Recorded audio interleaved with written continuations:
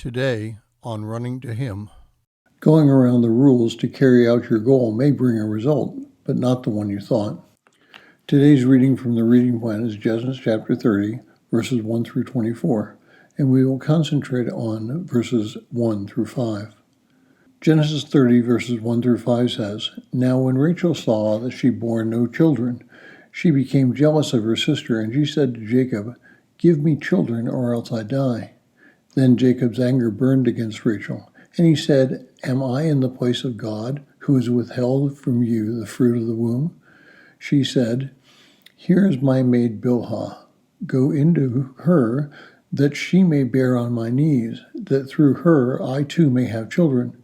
So she gave him her maid Bilhah as a wife, and Jacob went into her. Bilhah conceived and bore Jacob a son." Competition between sisters or brothers can be carried to the extreme. Rachel and Leah competed for Jacob's affection. Leah felt that she deserved Jacob's love because she was the oldest and she had given him some sons. Leah demanded the affection because of what she had done in childbirth. Rachel demanded affection because she wanted to bear children and therefore defeat Leah. Rachel placed the fault of her infertility on Jacob by demanding that he father some children. I will never forget the competition I had with my twin brother. We competed for my father's affection, and for the most part he won, and I lost. This was similar as a competition between Jacob and Esau. My twin brother was very similar to my father in the way he thought and acted. I, on the other hand, was more similar to my maternal grandfather, after whom I was named. In reality, we as brothers competed with each other until he died. Now, we can also compete with others with whom we associate. This may be through work or church or school or any other social situation. And I don't think that competition is in itself bad. But when we begin to manipulate things so that we win and others loses, then we begin to stumble in our walk with Christ. Rachel offered her servant so that she might have a child through a surrogate. When Leah found that she was no longer as fertile as she had been, she offered her servant.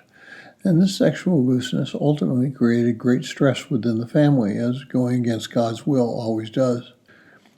Today, it seems that everyone is obsessed with what is best for themselves rather than what is best for their family, friends, and ultimately the country. There are no advertisements on TV or radio or other media which suggest that we deny ourselves for someone else's benefit. Rachel felt her situation was so dire that she was willing to allow a third woman to come into the picture and produce offspring for her. What we don't need in our walk with Christ is a me-first attitude. We are to be servants, not masters. We are to look out for others' interests first, not our own. Our politicians seem to have forgotten that as well.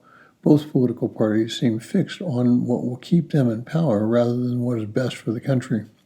We are allowed, through our Constitution, to disagree politically with one another.